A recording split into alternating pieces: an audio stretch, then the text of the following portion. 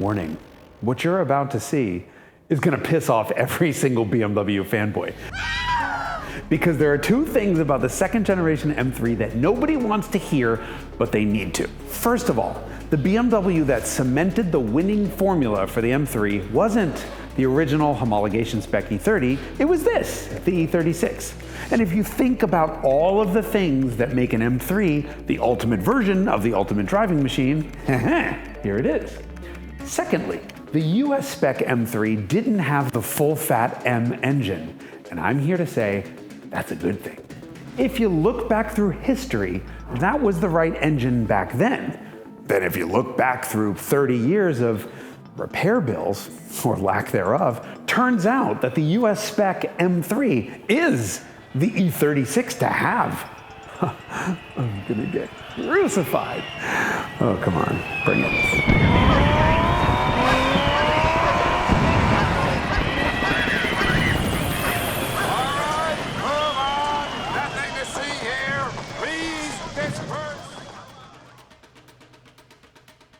Joking aside, we need to be honest about one thing. The legendary E30 M3 was a complete and amazing business failure. E30 M3s sat around unsold in US dealerships for literal years, even when they were offered with huge discounts. So BMW North America had no interest in another M3. In fact, they wanted to drop the entire M brand totally. And when Germany found out about this, well, let me quote the guy who told them. Munich, a fireball. But look, the E30 was comprehensive proof that the M3 recipe didn't work in America. However, BMW dramatically changed what M3 meant when it set about designing the second one. It wouldn't be a homologated for the road race car. Instead, it would be a civilized, high-performance road car that, unlike the last one, dramatically outperformed the regular 3 Series in every way. Its heart was the S50B30, a 3-liter, 7,280 RPM, 10.8-to-1 independent-throttle-body, infinitely variable valve timing straight 6, that with the help of the cylinder head from the fastest car in the history of the world, made 286 German horsepowers, a literal 50% bump over the E30 M3 in both horsepower and, more importantly, cylinder count. The world lost its collective mind over the thing, and rightfully so. But this was the summer of 1992, and BMW of North America had just managed to finally sell all of those leftover E30s. So there was no way they were going to take another chance on another M3. The E36 M3 was just not coming here, period. At least, not until a brilliant editor at the BMW Car Club of America encouraged enthusiasts to rev up their dot matrix printers, buy a stamp, and fire off a letter to the manager, explaining to BMW just how upset they were about this.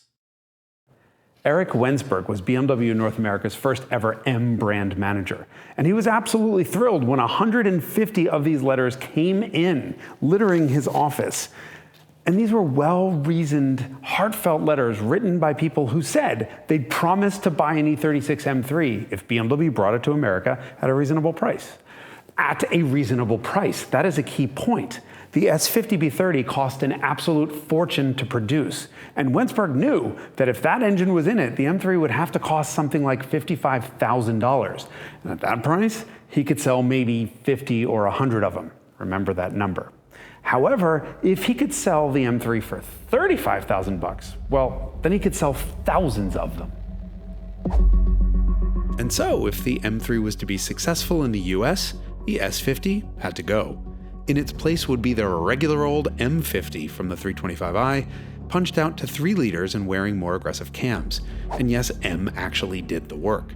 The US S50 made 240 horsepower, 42 fewer than the Euro S50, but with similar torque it was only a tenth or two behind the real M3 on the all-important 0 to 60. In the US car, that happened in as little as 5.3 seconds. The rest of the US M3 was identical to the European car, i.e. it had the real M suspension, steering, and brakes, and it did something that was unthinkable for a car in America with an M3 badge. It sold. It sold out. BMW literally couldn't build this thing fast enough. And it didn't hurt that it won Automobile Magazine's 1995 Automobile of the Year, or that it wound up on Car and Driver's 10 Best list every single year it was produced. Or that, until its last year, it won every single comparison test that magazine did with it, dethroning both the Mark IV Toyota Supra and Supra Turbo in the process. The E36 M3 was also crowned the best handling car in all the land, beating a Ferrari F355, an Acura NSX, a Mark IV Super Turbo, a Dodge Viper GTS, Porsche 993, and Porsche Boxster. Here's the most amazing part. The E36 M3 cost just $3,000 more than a 325i. And for that small amount of money, you get a car that did absolutely everything better. It was a bargain, something we don't say about an M3 today. But that was a huge part of the E36 M3's appeal.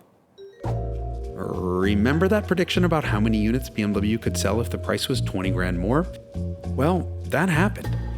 See, there's a gentleman named Tom Plusinski who runs BMW North America's PR department today. Basically, he's the guy who calls me screaming every time I say something terrible about a modern BMW. But he's genuinely one of us. He's a real car guy. And he was working for BMW Canada back in the day and said, no way do we want that watered down M3. Unless you think about putting an M330i badge on the boot A. Now he's really gonna call me screaming. If it says M3 on the back, it had better be the real thing. And Tom actually made that happen. Using a loophole that allows small volume cars to be sold in Canada under Norwegian specification, Tom brought in the real M3. Its base price was $60,000 Canadian, like 45,000 US, 10 grand more than our cars. But when I say base, I mean base. That thing didn't even have a radio. Tom figured there would be enough die-hard enthusiasts in Canada to buy 50 of them, but he had just been inspired by the words of Ferrari boss Luca de Montezemolo, whom he'd heard speaking at a conference. When asked how many 456s Ferrari would make, Montezemolo replied, "As many as the market demands, less too."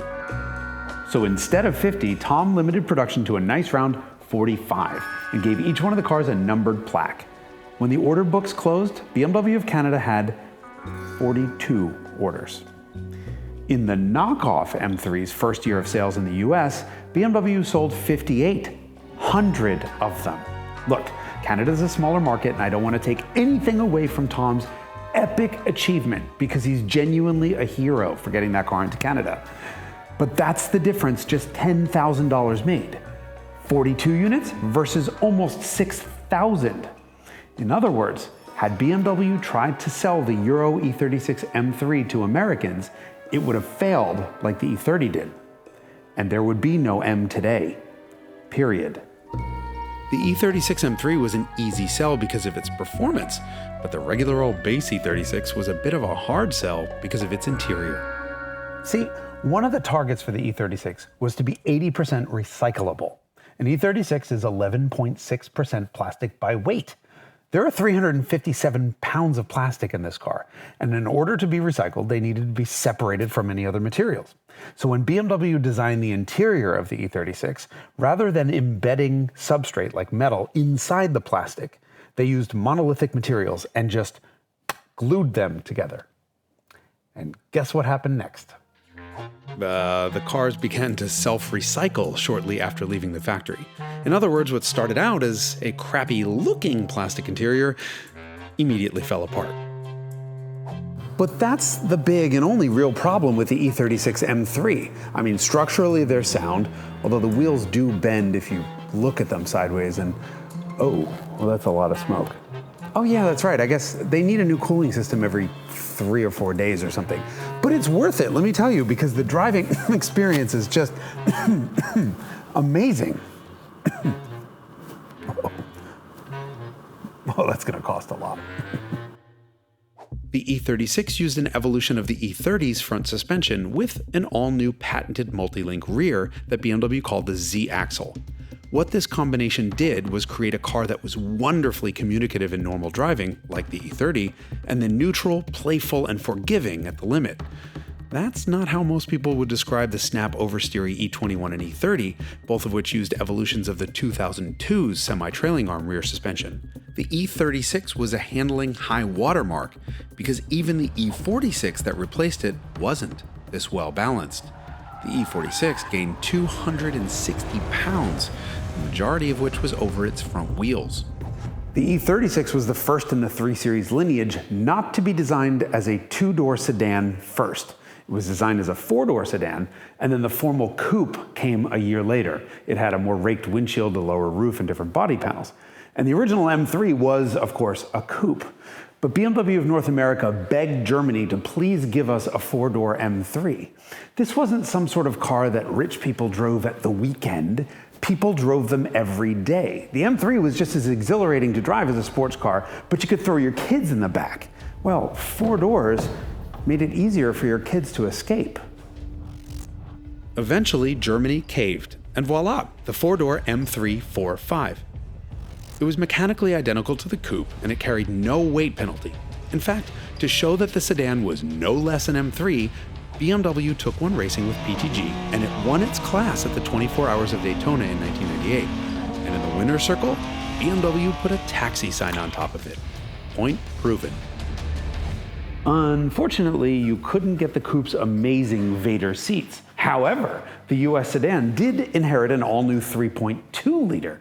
The S52 made the same 240 horsepower as its predecessor, but with even more torque. Meanwhile, Europe also got a 3.2-liter, still based on the S50, but now with dual infinitely variable valve timing. The 7,600 RPM, 321 PS S50B32 is my favorite BMW engine of all time, because I don't have to live with it. Like every high-revving M engine ever made, it is, shall we say, high maintenance. Vanos issues, rod bearing issues, main bearing issues, ITB sync pore idle problems. Listen, the US E36 M3 engines were high-tech where they needed to be, but simple where simple was a better solution. By the way, these things are quick. Like, how in the world is this car possibly this quick? And yes, the Euro S50 is fizzier and it revs another 1,000 RPM. But you're never gonna get out of one of these cars and think you got shafted. Call it an M332i or call it an M3. Either way, the E36 is the M3 that saved M for America. And the M3 4.5 is the promise of the BMW 3 Series fulfilled and with minimal drawbacks. And that's why this is the M3 to own. Don't believe me? Drive them both back to back. Or even better, don't. Sit there never having driven either one of them and tell me I'm wrong, because that's how BMW fanboys operate. Did it work? Did I piss them all off?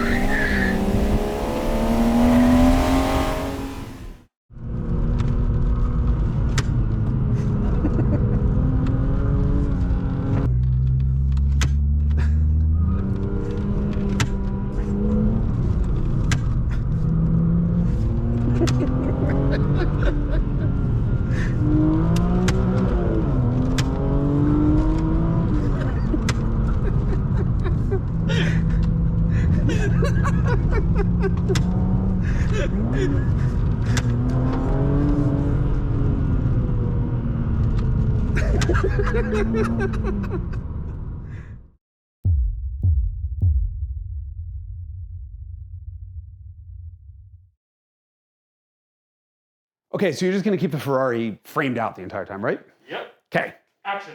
I'm not some rich YouTuber asking you to like and subscribe. Hey, up, up, up, up, up, up, up, up, keep the Ferrari out. I'm an automotive journalist asking you to like and subscribe. And that's because that's how YouTube works. If you don't click those buttons, YouTube doesn't know you liked what you've just seen and isn't gonna show you any more of it. And if you don't like what you've just seen, well, join the club. And by that, I mean the Hagerty Drivers Club, which gets you access to this award-winning magazine, as well as discounts on amazing stuff. And if you still don't like what you've seen, well, then just leave a nasty comment because that's how the internet works. I need to go clean that up.